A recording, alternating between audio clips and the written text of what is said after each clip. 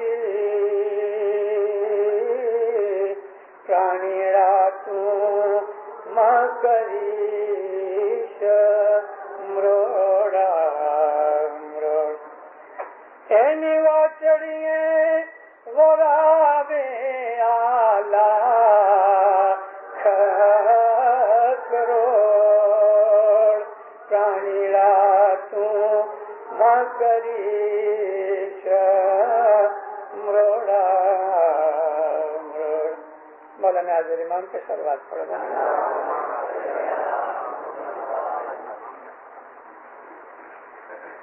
رسول اکرم صلی اللہ علیہ وسلم کی ایک حدیث ہے.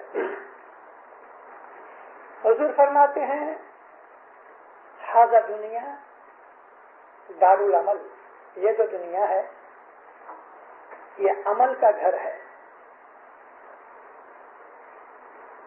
عمل کا گھر کا مطلب یہ ہے کہ ہم جو کریں گے اس کا ہی ہم کو عوض ملے گا. جتنی محنت کریں گے اتنا ہمیں بدلہ ملے گا.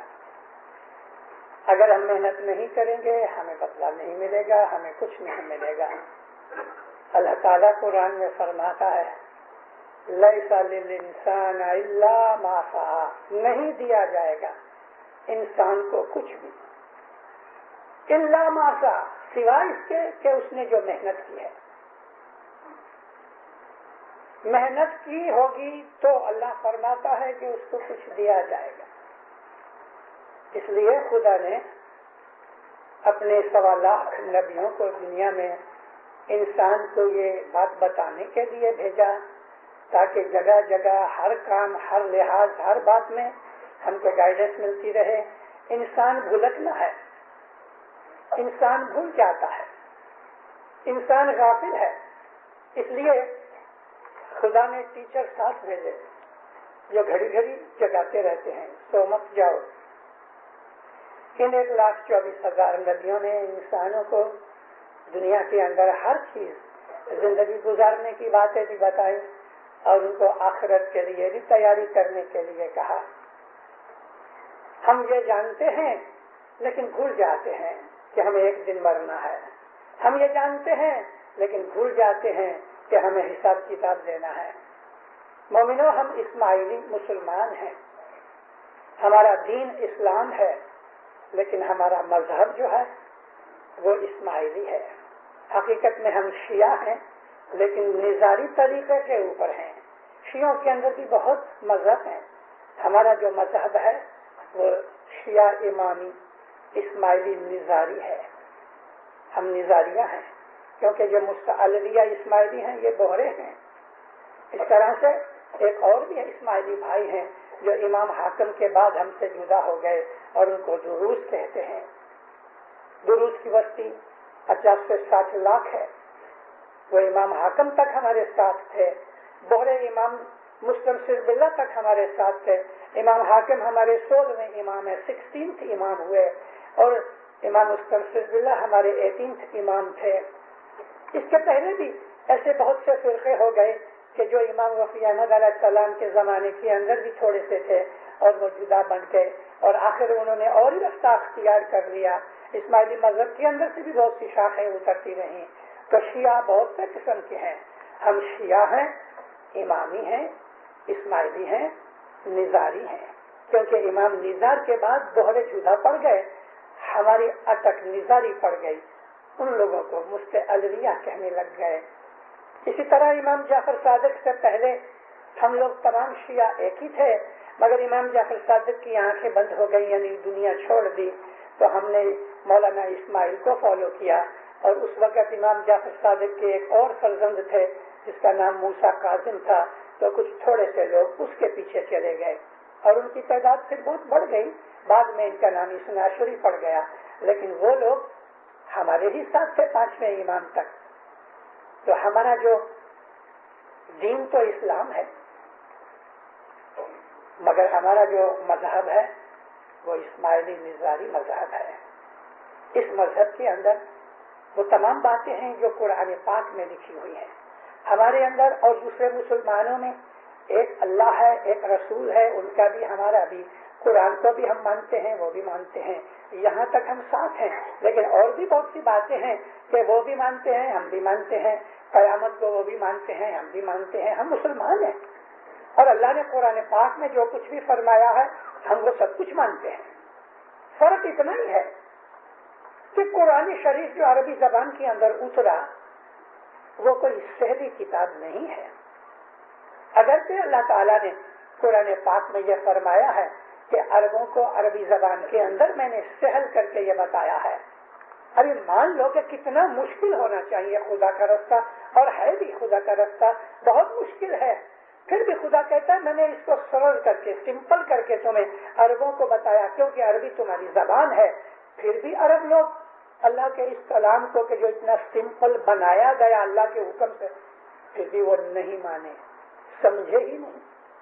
اب جن کے اندر یہ کتاب اتری, ان کی مادری زبان کے اندر, بھاشا کے اندر اتری, وہ ہی نہیں سمجھ سکے, تو آج کے یہ لوگ کہ جن کی عربی زبان باہر سے پڑھ لکھ لیتے ہیں وہ کیا سمجھیں گے؟ کیونکہ خدا تعالیٰ نے قرآن شریف کو اس طرح سے نازل کیا ہے کہ سب بھی سمجھ میں نہیں آتا. اور پھر خدا کہتا بھی ہے اوپر سے کہ قرآن میں 2 قسم کی آیتیں ہیں. ایک وہ ہیں کہ جو بہت سمپل ہیں کہ بھائی 10% تم عشر دو, یا خدا تعالیٰ نے یہ فرما دیا کہ تم 4 تک شادیاں کر سکتے ہو, مگر دونوں یا تینوں یا 4 عورتوں کو اپنی 2 آنکھوں کی طرح سمجھو. تو اس قسم کے بہت سیدھے سرل بھی ہیں. صبح شام کو اور رات کو سونے سے پہلے تم عبادت کیا کرو, صلاۃ پڑھو, نماز پڑھو, لیکن ساتھ ساتھ اس میں بڑی مشکل باتیں بھی ہیں جس کا خدا تعالیٰ نے کوئی خلاصہ نہیں کیا. مثال کے طور پہ اللہ جگہ جگہ کہتا ہے زکوٰۃ دو, مگر زکوٰۃ کتنی دینے, کیا پرسنٹیج دینے, کون سی چیز میں سے دینے, خدا نے اس کا کوئی بیان نہیں کیا. وہ رسول کے اوپر رکھ دیا, رسول نے اس کا خلاصہ کیا کہ اتنا. تو قرآن شریف میں جتنی بھی چیزیں لکھی ہوئی ہیں وہ ہر کوئی آدمی 100% سمجھ نہیں سکتا, کیونکہ خدا کہتا ہے اس میں مبہم چیزیں بھی ہیں, ایسی آیتیں بھی ہیں کہ جو تم نہیں سمجھ سکو گے. اس کے لیے تمہارے ہی اندر ایسے ہستیاں ہیں, تمہارے اندر ایسی ہستیاں ہیں کہ جو علم کے اندر پکے ہیں, ان کو فالو کرو. اور یہ اشارہ ہے اماموں کی طرف. جب یہ آیت اتری راسخون فی العلم کی, تو نبی کریم کے پاس کچھ لوگوں نے پوچھا, تو حضور اس وقت ان کو بیان کہہ رہے تھے, تو اشارہ کیا دیکھو راسخ فی العلم آ رہا ہے. تو لوگ گھوم کے دیکھتے ہیں تو مولا علی تشریف لا رہے تھے, اور نبی بہت دفعہ یہ فرما چکے کہ علی جو ہے نا وہ علم کے شہر کا دروازہ ہے. میں نبی کریم خود کو کہتے ہیں میں علم کا شہر ہوں, علی اس کا دروازہ ہے. دروازے کا مطلب شہر کی رکشا اور پروٹیکشن کرنے والا دروازہ ہوتا ہے، جس کے اندر سے چور اچکے نہ آ جانے. علی اس کا پروٹیکٹر ہے. نبوت کے علم کا پروٹیکٹر علی ہے کہ جو چوروں چکوں کو نہیں جانے دیتا اندر. چور چکے کون؟ کہ جو منافق ہیں، کافر ہیں، ظاہر میں مسلمان ہیں، دل کے اندر بے ایمان ہیں. ان لوگوں کو علم نہیں ملتا. علم ان کو ملتا ہے کہ جو سچے اچھے ہوتے ہیں، جو دوست ہوتے ہیں. ان کو یہ دروازہ کھولتا ہے اور کہتے ہیں اچھا تم اندر جاؤ شہر کے اندر. اس شہر میں دوستوں کو آنے کے لیے رضا ہے. یعنی علم دوستوں کو ملتا ہے. جو علی نبی سے پیار کرتے ہیں ان کو علم دیا جاتا ہے. اگر آپ ہسٹری پڑھو تو آپ کو یہ سب باتیں معلوم ہو جائیں گی. ہسٹری کے اندر ہمیں بہت سا اسماعیلی مذہب کا مواد ملتا ہے. میں بار بار آج کئی سالوں سے مولا کی رحمت و کرم سے 58 ایئرز ہوئے میں جماعتوں کے اندر کھڑے ہو کے میں ڈھول بجاتا ہوں. ڈھول کا مطلب واضح کرتا ہوں. واضح کیا ہے؟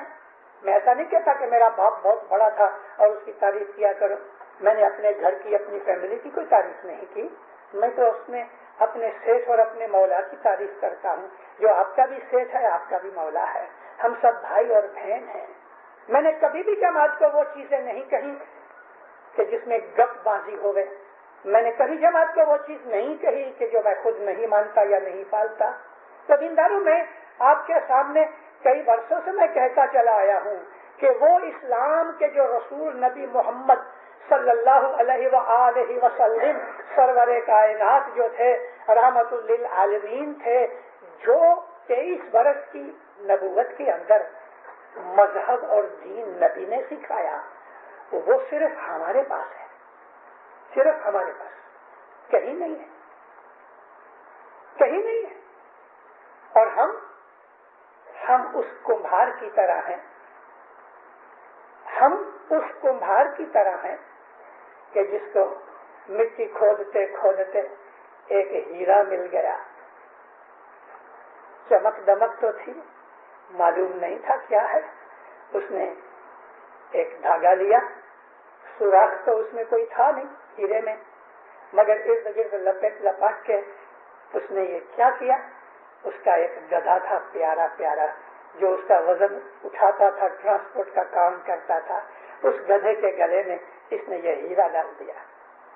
ہم وہ کمبھار ہیں کہ جس کو ہیرا ملا لیکن گدھے کے گلے میں ڈالا. گدھا کون؟ ہماری دنیا کی محبت. ہماری دنیا کی محبت جو ہے اس نے ہمیں اندھا کر رکھا ہے. ہماری دنیا کی محبت جو ہے وہ ہمیں اپنے مذہب کی قیمت کو سمجھنے نہیں دیتی. ہمیں معلوم نہیں کہ ہمارے پاس کیا ہے. ارے ہمارا درجہ کیا ہے ہمیں وہ بھی معلوم نہیں.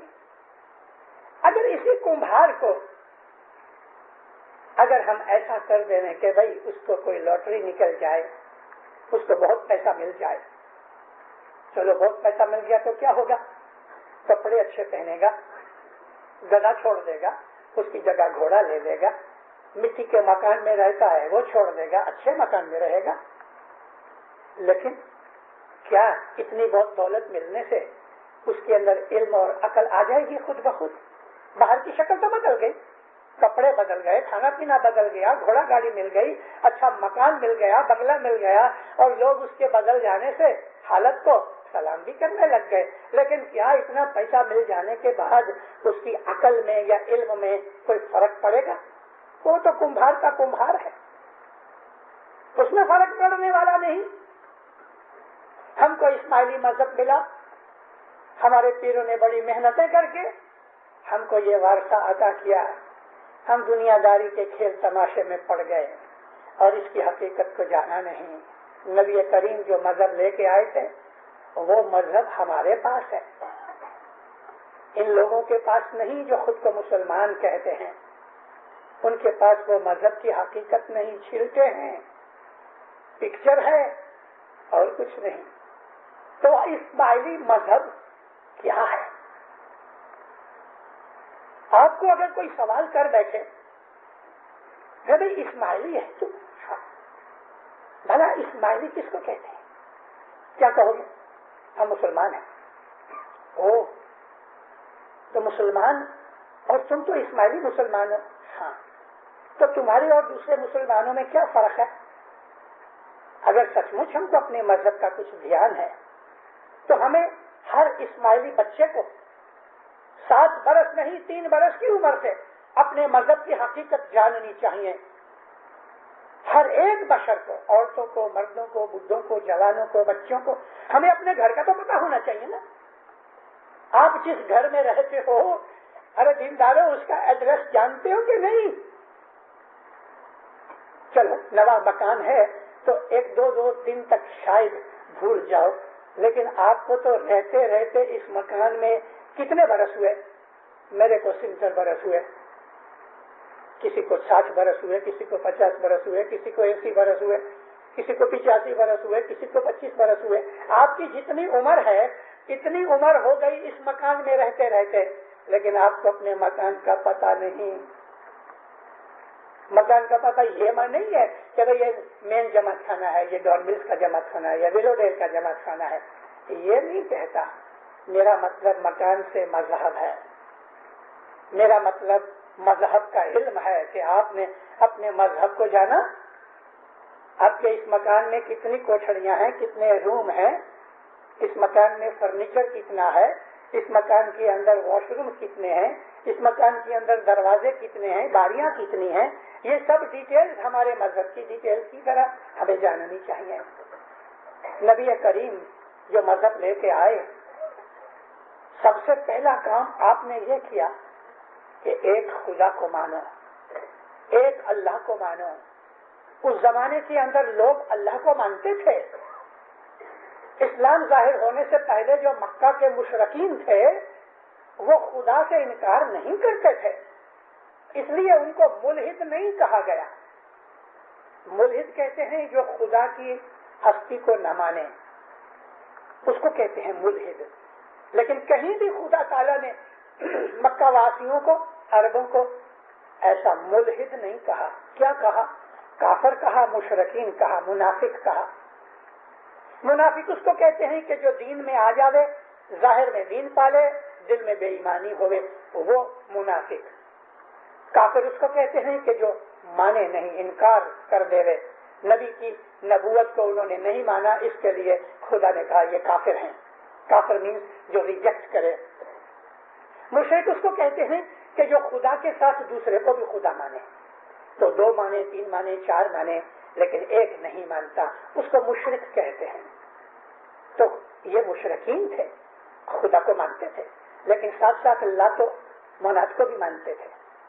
لات و منات، لات اور منات 2 بہت بڑے بت تھے، بہت بڑے ان کے دیوتا تھے، اور ان کو عظیم حالت کے اندر انہوں نے رکھا ہوا تھا، اور اس کی اسی طرح سے پوجا کرتے تھے کہ جس طرح اللہ کی جاتی ہے. اس لیے اللہ تعالیٰ نے فرمایا کہ یہ مشرک ہے. تو رسول اللہ نے سب سے پہلا کام یہی کیا. حضور نے فرمایا کہ دیکھو میں خدا کا نبی ہوں، مجھے مانو. تو خدا کو تو مانتے تھے، تو یہ کہتے لگے کہ اللہ نے مجھے نبی بنایا ہے، تم اللہ کا کلمہ پڑھو کہ شہادت دیتا ہوں، میں وٹنس کرتا ہوں اس بات کے لیے، میں ڈکلیریشن کرتا ہوں کہ لا الہ الا اللہ. مگر جب رسول کہتے تھے کہ یہ بات تم کو میں نے سکھائی ہے تو مجھے اس کا رسول مانو، تو کہتے تھے یہ نہیں مانتے، اللہ کو مانتے ہیں. اور یہ ماننے کے لیے ہم قبول کرتے ہیں کہ اللہ ایک ہے، ہم دوسرے خداؤں کو نہیں مانیں گے، لیکن تیرے کو نہیں مانتے. یہی تو جھگڑے کی بنیاد تھی. کیوں رسول اللہ نے یہاں آ کے چھوڑ نہ دیا؟ چلو بھائی میرے کو نہیں مانتے، نام صحیح، خدا کو تو ماننے لگے. لیکن نہیں، اللہ کا حکم تھا کہ جب تک کہ تیرے کو نہیں مانیں گے ان کا ایمان درست نہیں ہوگا. ہجری سن 7 کے اندر، 7 کا آخری حصہ تھا، کیونکہ آخری ہمارے اسلامک کیلنڈر کا جو آخری 6واں مہینہ ہے وہ حج کا مہینہ ہے، جس کو ذی الحجہ کہتے ہیں. نبی کریم نے لوگوں کو کہا چلو ہم حج کرنے چلے جائیں گے. تو لوگ بہت خوش ہوئے، کیونکہ بہت برسوں سے لڑائیاں ہو رہی تھی، مکہ نہیں گئے تھے، تو حج کرنے نکلے. جب مکہ نزدیک رہ گیا، 2-3 میل کے فاصلے پہ سامنے دکھتا بھی تھا. تو یہاں اٹک گئے. ایک جھاڑ بہت بڑا تھا, درخت تھا, اس کے نیچے رسول اکرم بیٹھے اور کسی کو بھیجا کہ جاؤ بھائی تم اندر جا کے مکہ والوں کو کہو ہم اپنے ساتھ کوئی ہتھیار نہیں لائے, ہم بالکل لڑنے کے لیے نہیں آئے, ہم محض حج کرنے کے لیے آئے ہیں. تو چلو اس کے اوپر لے دے ہوئی میں وہ ساری حقیقت بیان نہیں کرنا چاہتا. مجھے جو ٹاپک کہنا ہے تو وہ یہ ہے کہ وہ لوگ ادھر آئے رسول اللہ کے ساتھ, سامنے پیغام لے کے آئے کہ نہیں ہم اس برس آپ کو مکہ میں آنے نہیں دیں گے, واپس چلے جاؤ. اور واپس جانے کے لیے کچھ لوگ بگڑ بھی گئے اور ایسی بات ہو گئی کہ شاید لڑائی بھی ہو جائے, لیکن مسلمان ہتھیار نہیں لائے تھے.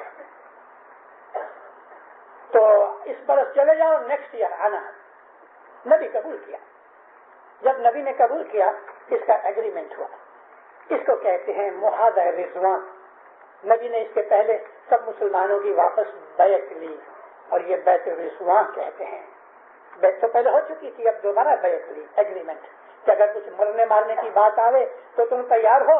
تو سب نے کہا ہاں یا رسول اللہ ہم تیار ہیں. تو سب نے نبی کریم کے ہاتھ کے اوپر بیعت کی.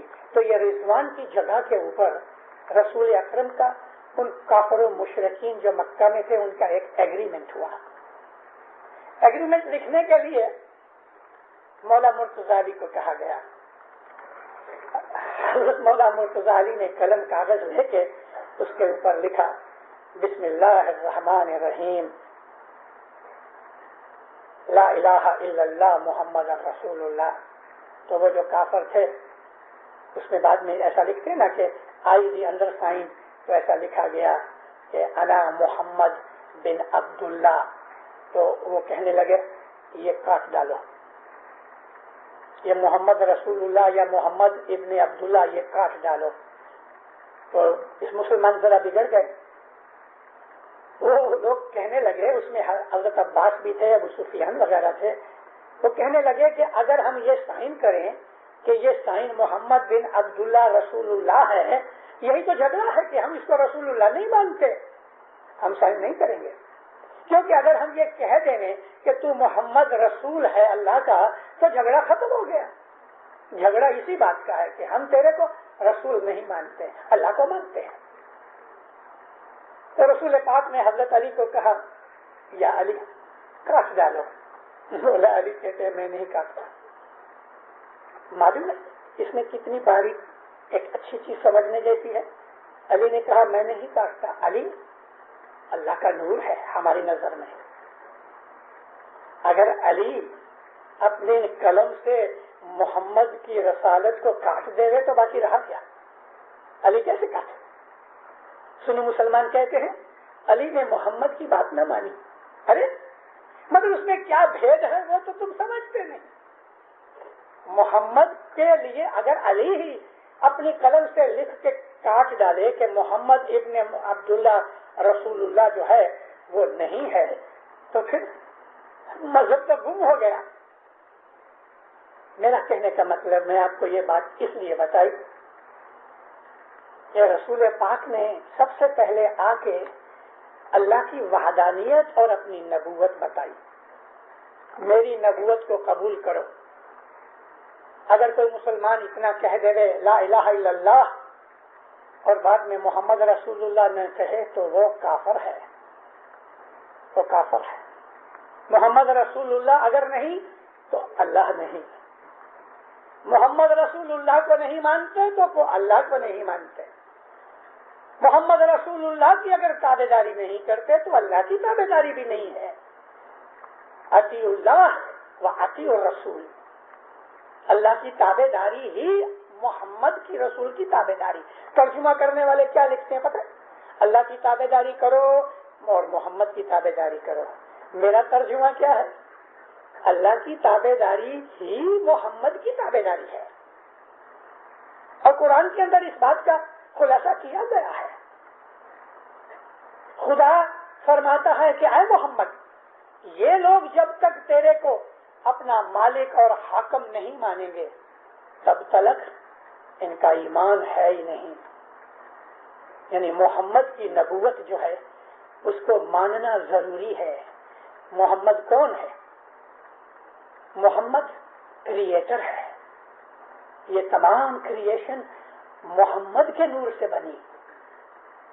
یہ بھید بھی، یہ بات بھی سب کو معلوم نہیں، اور لوگوں کو کہنے جاؤ گے تو جلدی سے ان کی چھوٹی سی بدھی میں اترنے والی نہیں. ہم اسماعیلیوں کا جو ایمان ہے وہ دوسروں سے جدا ہے. میں نے اسی لیے آپ کو کہا کہ ہمارا جو مذہب ہے یہ وہ مذہب ہے کہ جو محمد رسول اللہ لے کے آئے. بعد میں مذہب بگڑ گیا، بعد میں مذہب بگڑ گیا. کیسے بگڑ گیا؟ اس کا سٹارٹنگ شوشہ رسول اللہ کی حیاتی میں ہی ہوا. نبی اس بات کو جانتے بھی تھے، لیکن نبی کو یہ معلوم تھا کہ مٹھی بھر کے میں بیج پھینکوں گا تو سارے بیج تو نہیں اگیں گے، بہت سے سڑ جائیں گے اور بہت سے یہ پنچھی کھا جائیں گے، برڈز کھا جائیں گے. لیکن تھوڑے سے بیج، 2-5 بیج بھی تو اگیں گے تو گاڑی بھر جائے گی. اس لیے لاکھوں آدمی مسلمان ہو گئے، مگر خود اللہ کہتا ہے محمد ان عربوں کو کہو کہ تم نے اسلام قبول ضرور کر لیا لیکن ایمان ابھی تک تمہارے دلوں میں داخل نہیں ہوا.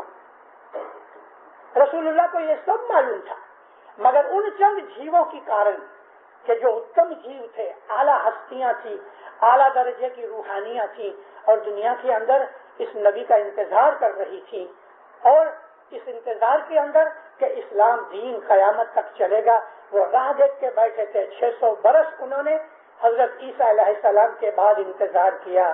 یہ 600 برس کے اندر کوئی نبی ظاہر نہیں ہوا حضرت جیسس سے لے کے محمد تک، لیکن نبوت اور امامت کا نور ہر وقت دنیا پہ موجود تھا، موقع نہیں آیا تھا ظاہر کرنے کا. تو نبی کریم کے زمانے سے ہی لوگوں نے شرارت شروع کر دی تھی، اللہ کے رسول کی نافرمانی شروع کر دی تھی. پلان بن رہے تھے کہ یہ بڈھا جبھی گزر جائے گا، استغفر اللہ میں اس طریقے سے بولتا ہوں وہ کافروں کی زبان سے، کہ یہ بڈھا جبھی گزر جائے گا تو ہم اس کی ساری سلطنت خلافت قبضے میں کر لیں گے. اور ایسا ہی ہوا. رسول اکرم گزر گئے تو نبی کریم کے 2 سب سے اونچے جو اصحاب تھے، بلکہ سسرے بھی تھے، رشتہ دار تھے، یہ میت چھوڑ کے بھاگ گئے. حضرت ابوبکر، حضرت عمر اپنے جمائی کی، اپنے داماد کی میت چھوڑ کے بھاگ گئے. دفن کفن میں بھاگ نہ لیا، خلافت گریب کرنے کے لیے، اور ایسا ہی ہوا.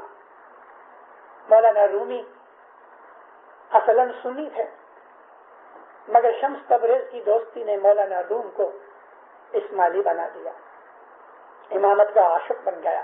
مولانا رومی کہتے ہیں کہ چو صحابہ حب دنیا داشتند، کارن کے نبی کے جو صحاب تھے ان کے دل میں دنیا کی محبت تھی. مصطفیٰ را بے کفن بگذاشتن، انہوں نے مصطفیٰ کو کفن وغیرہ دیے بغیر چھوڑ دیا.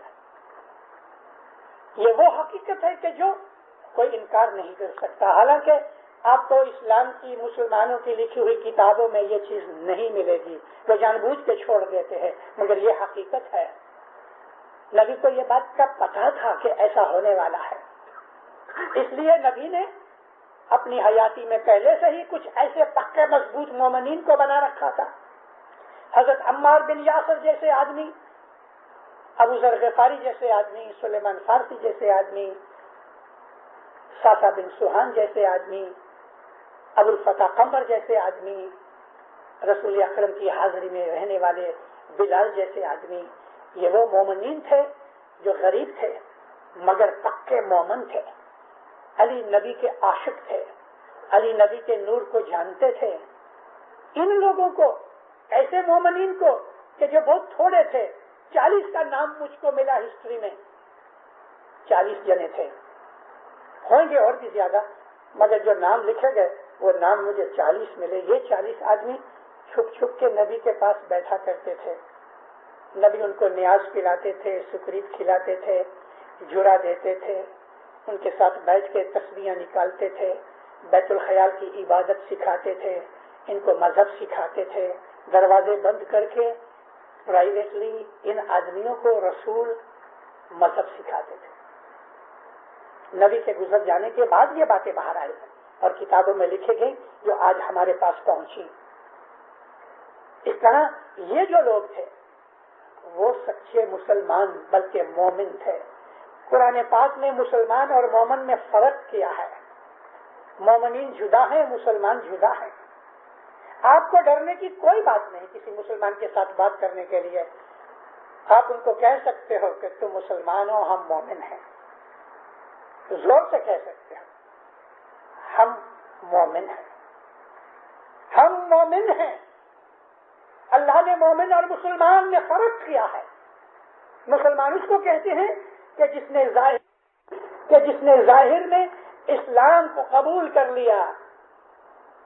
محمد نے جب سب کو کلمہ گو بنا دیا، لڑائیاں لڑی گئی، کافر ہار گئے، خصوصاً بنی امیہ جو تھے وہ ہار گئے. انہوں نے دیکھا جان بچانے کا کوئی رستہ نہیں ہے، چلو مسلمان ہو جاؤ. ابو سفیان جو سب سے بڑا دشمن تھا اہل بیت کا، وہ مسلمان ہو گیا. اس کا بیٹا معاویہ تھا، معاویہ کا بیٹا یزید تھا، یزید کا بیٹا معاویہ سیکنڈ تھا.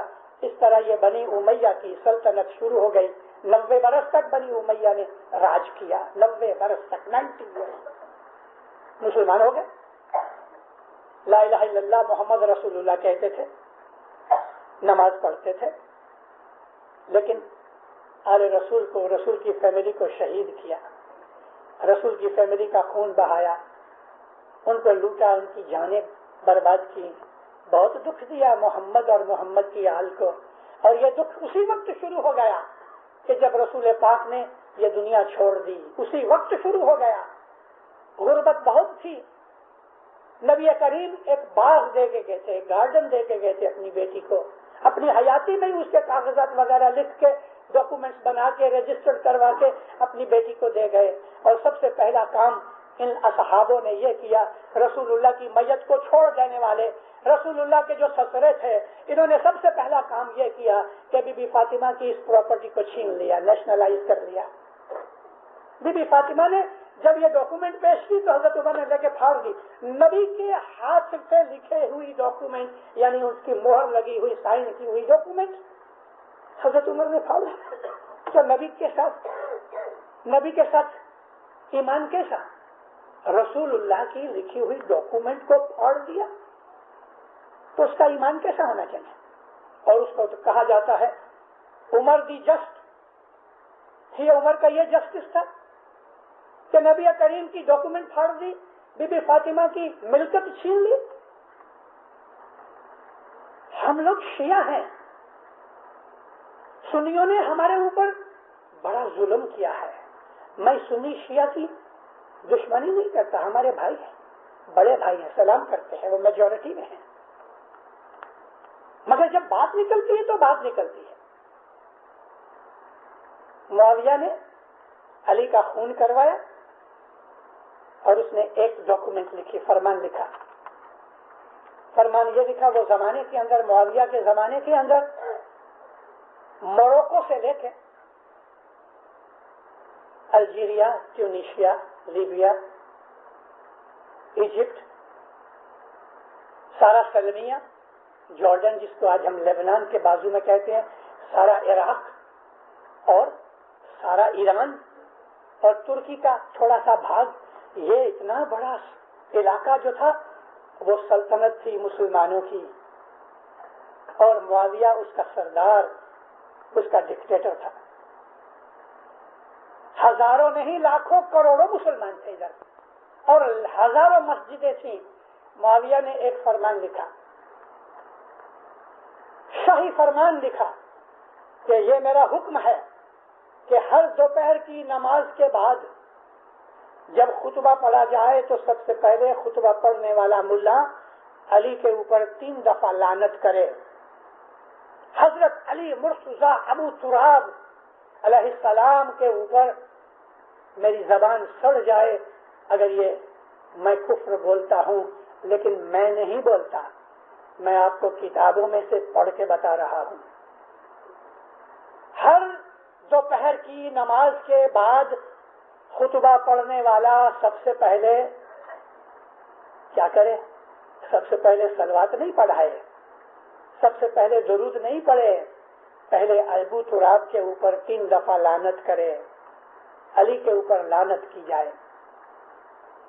اس زمانے کی تمام اسلامی سلطنت کے اندر ہزاروں مسجدوں کے اندر ہزاروں ملا مولوی قاضی دوپہر کی نماز کے بعد علی کا نام لے کے لعنت کر رہے ہیں. دینداروں، یہ چیز 50 برس تک چلی.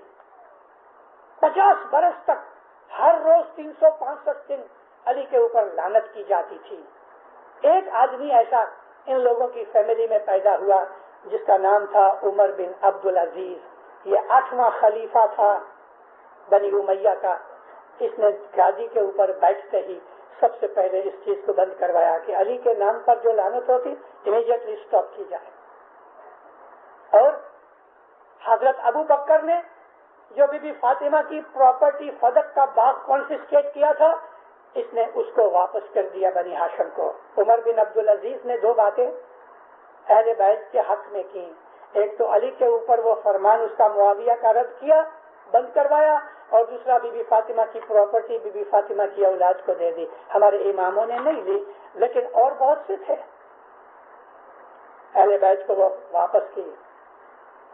اب جو سمجھنے کی بات ہے وہ یہ ہے کہ 50 برس 360 دن ہر روز دوپہر کے وقت 3 دفعہ علی کے اوپر لعنت کی جائے. تو جب یہ سٹارٹنگ ہوا معاویہ کے زمانے میں، تو وہ جو چھوٹے چھوٹے بچے تھے انہوں نے یہ سنا. یہ تھوڑے بڑے ہوئے تو ان کی اولاد نے سنا. اس کی اولاد سے بڑے ہوئے بوڑھے سب گزر گئے جنہوں نے بہت سی چیزیں آنکھوں سے دیکھی تھی. اب 3 کے 4 نسلیں بڑھ گئی. ان جوانوں اور بچوں نے علی کے اوپر لعنت کے سوا علی کی فیور اور اس کی پریز کے اندر ایک بھی شبد کبھی سنا ہی نہیں. تو ان کے دلوں کے اندر یہ بات آ گئی کہ علی جو تھا وہ اسلام کا دشمن تھا، علی اہل بیت کا دشمن تھا، علی جو تھا وہ کافر تھا. اور سچے مسلمان کون تھے؟ یہ بنی امیہ. یہ بنی امیہ رسول اللہ کے رشتہ دار ہیں، سگے کٹمبی ہیں، یہ آل رسول ہیں. دیکھا کتنا فرق ہو گیا. یہ آل رسول ہیں، بنی امیہ آل رسول. اور پھر ان 50 برسوں کے اندر تمام پرانی حدیثیں وغیرہ برباد کر دی گئی. نئی نئی حدیثیں بنائی گئیں کہ جن کے اندر علی کو گالیاں نکالی گئیں. ایک حدیث ایسی بنی کہ ایک دفعہ علی نے شراب پی تھی. ایسی ایسی حدیثیں بن گئیں. اور وہ تمام حدیثیں بنی امیہ کے ٹائم میں بنی ہوئی، وہ آج بخاری اور مسلم اور ماجہ اور ابن ماجہ اور ترمذی کے نام سے آپ کو کتابیں بازار میں ملتی ہیں. اور آپ جب کوئی اسلام کی کتاب ڈھونڈنے جاتے ہو تو آپ کے ہاتھ میں یہی کتابیں آتی ہیں، کیونکہ دوسری کتابیں ہیں ہی نہیں. ہمارے اسکالرز، ہمارے ٹیچرز جو ہیں، ان کے ہاتھ میں بھی یہی کتابیں آ گئی اور کہنے لگے علی جو تھے نا وہ 10 برس کی عمر میں مسلمان ہوئے، تو کیا علی 10 برس کے پہلے کافر تھے؟ استغفر اللہ، ہم کہاں چلے گئے. اور دیکھو خوبی یہ ہے کہ حقیقت ہمارے گھر پہ ہے، ہمارے گھر میں یہ گنان، یہ اصل حقیقت ہے. نبی کریم نے جو دین سکھایا تھا وہ ہمارے گنانوں کے اندر ہے. ہمارے پیروں نے آ کے حقیقتیں بیان کی. آج میں آپ کے سامنے کھڑا ہو کے یہ پرانی ہسٹری بیان کر رہا ہوں، تو جو پیر صدر دین، پیر حسن کبیر دین، پیر شمس جو تھے وہ تو آل رسول ہیں. وہ جو جانتے ہیں دنیا میں کوئی نہیں جانتا. محمد کا نور حسن میں تھا، حسن کا نور پیری جومے کے اندر زین العابدین میں آیا. امام زین العابدین امام بننے سے پہلے پیر تھے. امام بننے سے پہلے امام محمد باقر بھی پیر تھے، امام جعفر صادق بھی پیر تھے اور امام بھی تھے. پیری جومہ جو ہے وہ نبوت کا نور ہے اور امامت جو ہے وہ علی کا نور ہے. تو دینداروں، جس نے حقیقت کو سمجھ کے جیسے اعمال کیے ایسا اس کو بدلہ ملے گا. آج بنی امیہ کدھر گئے؟ 90 برس راج کر کے فنا فاتحہ ہو گیا. ہے کہیں دنیا کے اندر جو یہ کہے کہ میں معاویہ کی اولاد ہوں؟ اگر ہوا بھی تو بھی کہے گا نہیں. یزید نے خانہ کعبہ کو آگ لگا دی. جہاں آج ہم جا کے حج کرتے ہیں، یزید نے اس خانہ کعبہ کو آگ لگا دی. یزید نے حسین کو قتل کیا. یہ وہ حسین کہ رسول اکرم حسین کو اپنے کندھے پہ بٹھا کے باہر نکلا کرتے تھے. ایک دفعہ باہر نکلے، 1.5 برس کے حسین تھے، بال پکڑے ہوئے رسول اکرم کے نانا کے کہ گر نہ جاوے، کندھے پہ بیٹھے ہیں اور فخر کے ساتھ رسول باہر نکلے. حضرت ابو بکر ملے، دیکھ کے کہنے واہ واہ بڑی اچھی سواری ہے لڑکے. سواری کس کو کہتے ہیں؟ گھوڑے کو، گاڑی کو، کیمل کو، جس کے اوپر آدمی بیٹھا ہوئے. کہنے لگا بڑی اچھی سواری ہے لڑکے. رسول اکرم کہتے ہیں سوار بھی تو بہت اچھا ہے. سوار کون ہے؟ امام حسین ہے. محبت دیکھو رسول اللہ کی اپنے نواسوں کے ساتھ. ایک دن ٹھنڈی بہت تھی، پون بہت تھا، اور نبی کریم باہر سے گھر پہ نہیں تھے. جبھی پون نکلی، بڑا چوگا پہنتے نا عرب لوگ، تو ادھر اپنے پہلو میں حضرت امام حسین کو چھپا لیا اور اوپر بند کر دیا. اب یہ جگہ ابھر آئی نا، کیونکہ اندر کچھ تھا. کوئی صحابی ملا، دیکھ کے کہتے یا نبی آپ نے کچھ وزن اٹھا رکھا ہے، لاؤ میں اٹھا لوں. فرمایا نہیں، یہ تیرے اٹھانے جیسی چیز نہیں ہے. ایسا کھول کے بتایا تو حضرت امام حسین اندر سوئے ہوئے تھے. بہت دفعہ رسول اکرم امام حسین علیہ السلام کو گود میں لے لے، اپنی جیب امام حسین کے منہ میں ڈال دے رہے سب لوگوں کے سامنے. نبی اپنے اس نواسے کے منہ میں خود جیب ڈالے اور وہ چوستے ہوں. رسول اکرم فرماتے تھے کہ حسین منی انا من الحسین، حسین میرے سے ہے، میں حسین میں سے ہوں.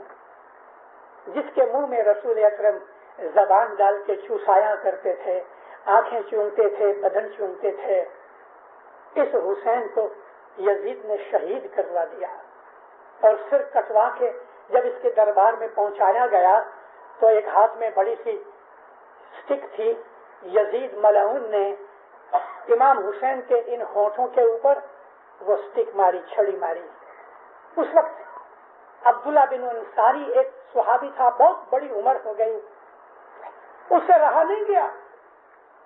کھڑا ہو کے کہتا ہے خلیفہ کو، اے خلیفہ میں نے اپنی آنکھوں سے دیکھا ہے کہ ان ہونٹوں کو جس کے اوپر تم چھڑی مارتے ہو، لکڑی مارتے ہو، رسول اللہ چوما کرتے تھے. تو شرمندہ ہو گیا، لکڑی کھینچ لی. اب بتاؤ کس طرح سلوک کیا، ہماری ہسٹری برباد کی، ہمارے اماموں کو قتل کیا، رسول اکرم کی اہل بیت کو شہید اور برباد کرنے کی بڑی کوشش کی، مگر یہ اللہ کے نور کا چراغ بوجھا نہیں بوجھا. معاویہ بنی امیہ نے اور لگ بھگ 900 برس تک بنی عباسیوں نے 4 دفعہ ہسٹری کے اندر یہ کوشش کی کہ یہ جو سچی آل رسول ہے ان کو لوگوں کے سامنے کھوٹا کر کے ہم ظاہر کریں. بڑے بڑے عالموں کو، حدیث والوں کو، تاریخ والوں کو بلا کے 1 دفعہ بنی امیہ نے اور 3 دفعہ بنی عباسیوں نے، مامون رشید کے زمانے میں بھی اور ہارون الرشید کے زمانے میں بھی یہ کوششیں کی گئیں. فتوے لکھائے گئے کہ رسول اللہ کی جو آل ہے تو وہ عباسی ہیں اور رسول اللہ کی آل کوئی نہیں، باقی جو دوسرے ہیں وہ کھوٹے ہیں. امام وفی احمد علیہ السلام کا زمانہ تھا، وہ کھوٹے ہیں. اور وہ چیزیں آج کتابوں میں لکھی ہوئی ہیں کہ آل رسول کو کھوٹا کہا گیا. اور آج خود ہمارے ہی مذہب کے اندر، ہماری ہی جماعت کے اندر سے ایسے لوگ کھڑے ہو کے کہتے ہیں کہ ہمارے مولا کی جو جینیولوجی ہے وہ کھوٹی ہے. ہمارے گھر کے ہی دشمن نکلے. اہل بیت کے اندر سے رسول اللہ کے سگے دشمن ہوتے تھے، علی کے بھی سگے ہی دشمن تھے. آج بھی مولا کے ہم سگے ہیں، ہم امام کے دشمن ہیں. کیوں؟ امام کی جینیولوجی کھوٹی ہے. علی 10 برس پہلے کافر تھا. یہ سب دھتینگ ہے، یہ سب کچھ نہیں. اے دیندارو، 20 برس ہوئے ہمارے پاؤں کے نیچے آگ جل رہی ہے. 20 برس سے، یوں تو آگ 1400 برس سے ہے، لیکن ہم نے ایسے بوٹ پہنے تھے کہ ہم کو وہ آگ نے کچھ کیا نہیں. لیکن ابھی ہمارے بہت بوٹ ہلکے. انڈیا سے سڑا نکلا جو پاکستان میں پھیلا، افریقہ میں بھی آیا اور آج نارتھ امریکہ کے اندر اسٹیٹ اور کینیڈا کی جماعتوں کے اندر آ گیا ہے. ہماری جماعت میں ایسی بلیک شیپس ہیں کہ جن کا میں نے یہ ذکر کیا ہے، جو معاویہ کے چاہنے والے ہیں، جو یزید کے مرید ہیں، جو بنی عباسیوں کے مرید ہیں۔ ہمارے ہی اندر ایسے لوگ ہیں کہ جو یہ کہتے ہیں کہ حضرت امام کی جینیالوجی کھوٹی ہے، ہمارے ہی اندر ایسے ہیں کہ جو یہ کہتے ہیں کہ یہ مذہب کھوٹا ہے، ہمارے ہی اندر ایسے ہیں کہ جو امامت کے دشمن اور امامت کو مٹانے کی کوشش کرتے ہیں۔ بنے گا کچھ نہیں۔ ایک بات ضرور ہوگی جو میں بہت دفعہ وعظوں میں 5 سال ہوئے میں کینیڈا میں کہتا آیا ہوں، افریقہ میں بھی کہا، آج بھی میں کہتا ہوں کہ ہمارے بستی جو ہے، ہماری جو سنکھیا ہے وہ گھٹ ضرور جائے گی، کیونکہ بہت سے لوگ ہمارے مذہب سے نکل جائیں گے، ان کو ہمارے مذہب کا پتہ نہیں لگے گا، نکل جائیں گے، سنی ہو جائیں گے۔ اور کچھ لوگ سنی ہو گئے ہیں، کینیڈا میں بھی ہوئے ہیں، امریکہ میں بھی ہوئے ہیں، اور ہزاروں آدمی انڈیا پاکستان کے اندر سنی بن گئے ہیں۔ بڑی خوشی ہے، جاؤ، ہم کو کوئی حرکت نہیں۔ اے جی تھر تھر مومن بھائی کوئی کوئی رہ سے جی، کوئی کوئی رہ سے جی، اتی جاگو میرا بھائی، اتی جاگو اٹھو۔ پھر صدر دن 600 برس پہلے پکار کرتے رہے کہ مومن کوئی کوئی رہیں گے، کوئی کوئی۔ الحمدللہ گھر کا مالک بیٹھا ہے، امام کی امامت کبھی ختم نہیں ہوگی۔ یہ سورج کے اوپر مٹی ڈالنے سے ہماری آنکھوں میں گرے گی، بادل آ جانے سے بھلے سورج چھپ گیا لیکن رات جیسا اندھیرا نہیں ہوتا۔ اندھے کو چندر یارو نظر نہ آئے، گنان میں ایسی بہت سی چیزیں ہیں۔ اس امامت کو کوئی مٹا نہیں سکتا، لیکن ضرور ہماری جماعت میں سے بہت سے لوگ سنی ہو جائیں گے، ہماری جماعت میں سے بہت سے لوگ کرسچن بھی بن جائیں گے، 1-2 ایسے کرسچن بن بھی گئے ہیں، لیکن زیادہ سنی ہو جائیں گے، کیونکہ ہم کو سنیوں سے ملنا ہے۔ ہم کیا کہتے ہیں؟ ایسے لوگ، ارے مولا نے کہا تم برج بناؤ، ہاں برج بناؤ، مگر اس کا یہ مطلب ہے کہ امامت چھوڑ دو۔ سنی تو بہت راضی ہوں گے، بہت راضی ہوں گے یہ عام مسلمان کہ جو معاویہ کے بنائے ہوئے رستے پہ چل رہے ہیں، وہ اسلام جو محمد کا تھا وہ ہمارے پاس ہے، لیکن بنی امیہ کا بنایا ہوا اسلام آج لوگوں کے پاس ہے، جو علی کے نام کے اوپر نفرت کرتے ہیں۔ رسول اکرم فرماتے تھے، یا علی، مومن کی نشانی یہ ہے کہ جو تیرے سے پیار کرتا ہے، اور منافق اور کافر کی یہ نشانی ہے کہ وہ تجھے ہیٹ کرتا ہے۔ علی کو ہیٹ کرنے والے بہت ہیں۔ علی کو امام ماننا مشکل ہے، اس کو نور کی حالت میں ماننا تو اور بھی مشکل ہے۔ کیوں مشکل ہے؟ کہ ہم نے کبھی اس بات کے اوپر عمل ہی نہیں کیا۔ عمل کریں تو کچھ پتہ لگے۔ ہمارا اسماعیلی مذہب جو ہے ایک وحدہ لا شریک کا مذہب ہے۔ میں بہت دفعہ کہتا ہوں، دینداروں، آپ کے سامنے میں یہ باتیں کہتا ہوں، اس 4 دیواری کے اندر اپنے گھر میں تو بکری بھی شیر ہوتی ہے، لیکن خدا کی قسم آپ لوگوں کی دعاؤں سے میں نے یہ باتیں سنیوں کی مسجدوں میں بولی ہوئی ہیں۔ اس لیے بولی ہیں، جب بولنے کا موقع آیا، مجھے انوائٹ کیا گیا تو میں نے کہا کہ 2-3 عالم ضرور ہوں گے تو ان کی حاضری میں بولوں۔ عالم اس لیے کہ میں جو بولوں تو وہ منع نہ کر سکے۔ 7 مولویوں کے اندر، سنی مولویوں کے اندر کہ جو سورت کے رہنے والے کٹر سنی ہیں، میں نے الحمدللہ پریٹوریا کے اندر 2000 آدمیوں کے سامنے، ان 7 مولویوں کے سامنے، ان میں سے ان کا سب سے بڑا ایک مولوی چیئر کے اوپر تھا، وہاں میں نے یہ باتیں بتائی ہیں کہ امام کون ہے اور ہم کون ہیں، اس لیے کہ یہ حقیقت ہے، یہ سچی چیز ہے۔ وہ کتابیں آپ کے ہاتھ میں نہیں آتی، وہ کتابیں آپ کو یہ بک شاپ میں نہیں ملیں گی۔ انہی کے لیے حضرت امام نے انسٹیٹیوٹ آف اسماعیلی اسٹڈیز بنائی اور ان کو فرمان کیا کہ تم شیعہ کتابیں ڈھونڈ ڈھونڈ کے نکالو، اس میں ایسا مواد ہے کہ بھلے لوگ نہیں قبول کریں مگر ریجیکٹ کرنے کی ہمت نہیں کریں گے، کیونکہ سچائی ہے، انہی کے ہاتھ کی لکھی ہوئی چیزیں ہمارے پاس ہیں۔ اسماعیلی مذہب جو ہے یہ حقیقت کا مذہب ہے، ایک اللہ کو مانو۔ اور میں آپ کو یہ بات جو کہنا چاہتا تھا وہ یہ، دینداروں، ہم نے کبھی بھی 2 خدا نہیں مانے، ہم نے کبھی شرک نہیں کیا، اسماعیلیوں نے کبھی شرک نہیں کیا۔ ضرور یہ ہے کہ ہم نے اپنے مولا سے بہت پریم کیا، بہت پریم کیا، اور ہم اس کو خدا کا نور مانتے ہیں، کوئی جھوٹ نہیں۔ ہم نے کبھی بھی حضرت امام کے بدن کی کوئی مورتی بنا کے پوجا نہیں۔ ہمارے 48 امام گزر گئے، ہم نے کسی بھی امام کی وفات کا دن کبھی منایا نہیں، ہم نے اس کے لیے شوق نہیں منایا، بلکہ بھول گئے ان کو۔ ارے ابھی کوئی کیا آدمی بیٹھے ہوئے یہاں جن کی عمریں 50 برس سے زیادہ ہیں، انہوں نے مولانا سلطان محمد شاہ کا دیدار کیا ہوا ہے، آدھی جماعت نے حضرت امام سلطان محمد شاہ کا دیدار کیا ہوا ہے، لیکن آج ہم اس کو بھول گئے، کیونکہ ہم نے کبھی کپڑے سے محبت نہیں کی۔ کپڑا یعنی امام کا بدن۔ 48 جمعہ پورا ہو گیا، اور جب یہ گادی کے اوپر آ کے بیٹھا، ہماری محبت، ہمارا ایمان، ہمارا پریم، ہماری اوبیڈینس، ہماری فرمان برداری یکدم ادھر سے نکل کے اس کے ساتھ لگ گئی۔ یہ تو 21-20 برس کا چھوکرا تھا اس وقت دنیاوی نظر میں، لیکن ہماری نظر کے اندر اللہ کا نور ہے۔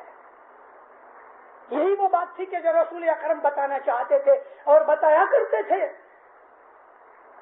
لفظوں کے اندر سے اگر آپ سمجھ لینا چاہو تو لے سکتے ہو۔ خدا کے ناموں میں ایک نام ہے الحق، خدا کے ناموں میں ایک نام ہے الحق، دی ٹروتھ۔ اب سنو، مجلس بیٹھی ہے اصحابوں کی، لیکن علی نہیں ہے، حضور چپ چاپ بیٹھے ہیں، لوگ بھی خاموش ہیں، کیونکہ اگر رسول اللہ چپ ہیں تو ہم کو چپ رہنا چاہیے، یہ بے ادبی ہو جاتی ہے اگر ہم کچھ بولے تو۔ خاموش ہے، تو کتاب میں اس طرح لکھا ہے کہ ایسے خاموش ہوئے جیسے سروں کے اوپر چڑیاں بیٹھی ہوئے کہ اگر ہلیں گے تو اڑ جائے گی، اتنی خاموشی۔ تھوڑی دیر ہوئی تو مولا علی تشریف لائے۔ جیسے ہی مولا علی آئے، رسول اکرم کی یہ جو لپس تھے ایسے چوڑے ہو گئے، یعنی ہنسنے لگے، مسکرانے لگے، چہرہ بدل گیا، خوشیاں خوشیاں ہو گئی۔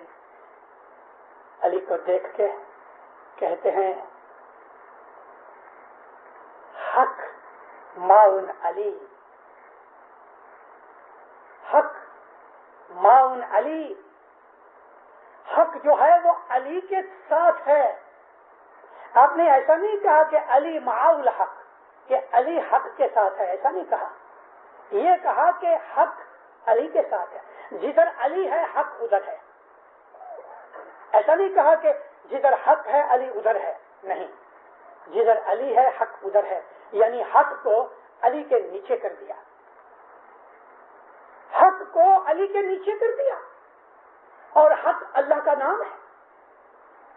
ہنری کاربن، یہ پیرس کی یونیورسٹی کے اندر پروفیسر جو گزر گیا، اس نے بہت سی کتابیں لکھی ہیں اسی حدیث کے اوپر کہ حق معاول علی ہے۔ اس نے اس کی تفسیر لکھی تو وہ لکھتا ہے کہ اسماعیلی مذہب کی نظر میں تو امام کا درجہ خدا سے بھی بڑا ہے۔ ہم ایسا نہیں مانتے کہ خدا چھوٹا ہے امام بڑا ہے۔ میں نے تو آپ کو عرض کی، الحمدللہ ہم اسماعیلیوں نے کبھی بھی شرک نہیں کیا، ہم نے 2 خدا تو کیا 100 خدا بھی کسی کو نہیں مانا، 100 بھی نہیں مانا، ہم ایک ہی خدا کو مانتے ہیں، لیکن ہماری نظر نور کے اوپر ہے، بدن پہ نہیں۔ ہمارے جتنے بھی مسلمان بھائی ہیں ان کو نور کا پتہ ہی نہیں ہے، ان کے اندر اور ہمارے اندر جو سب سے بڑی تفاوت ہے تو وہ نور کی ہے۔ ہماری کانسیپٹ آف نور جو ہے وہ اور ہے، ان کے اندر یہ کانسیپٹ ہے ہی نہیں ہے۔ ہماری عبادت، ہماری بندگی، ہماری آخرت، ہمارے عمل، ہمارے جتنے بھی کام کاج ہے اس کا ایک ہی سینٹر اور ایم ہے، نور تک پہنچنا۔ کسی اسماعیلی کو پوچھو تمہیں جنت چاہیے، کہتا نہیں، مجھے تو فنا فی اللہ ہونا ہے۔ ہماری دعاؤں میں یہی ہوتی ہے، ہمارا جب کوئی گزر جاتا ہے تو ہم یہ نہیں کہتے کہ یا اللہ فلانے کو تو جنت میں ڈال، ہم نے جنت کا لفظ کبھی لیا ہی نہیں۔ جنت تو ہم ادھر زندگی میں گزارتے ہیں۔ ابھی آپ کہاں بیٹھے ہوئے ہیں؟ جنت ہے کہ جہاں علی محمد کی شفاعت کی، اس کی تعریف کی، اس کے وقان کی باتیں ہو رہی ہیں، یہ جنت ہے دیندارو۔ ہم نے کبھی اپنے مرنے والے کے لیے جنت کی تمنا نہیں کی، ہم تو ہمیشہ یہ مانتے ہیں یا مولا فلاں مرحوم کے گناہ بخش دے، اس کو تم اپنا نورانی دیدار دے اور پھر اس کو اصل میں واصل کر دے۔ ہمارا ایم کتنا بڑا ہے، یہ ایم مسلمانوں کو پتا نہیں. ان کی دوڑ صرف جنت تک ہے. ہم نے جنت کی کبھی پرواہ نہیں کی اور ہمیں جنت چاہیے بھی نہیں. ہم تو زندگی کے اندر جنت گزارتے ہیں. ہمارے مذہب کا ایم نور ہے.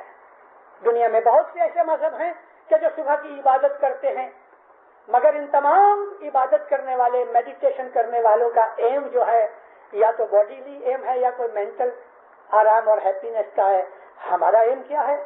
ہمارا ایم نور ہے. ہم صبح کی عبادت کرتے ہیں نور پانے کے لیے، نور کی سمجھ کے لیے، نور تک پہنچنے کے لیے. ہماری ساری جتنی حقیقت، زندگی، عمل، اعمال، عبادت ہیں وہ نور پر ہیں. نور خود اللہ ہے، اور وہ اللہ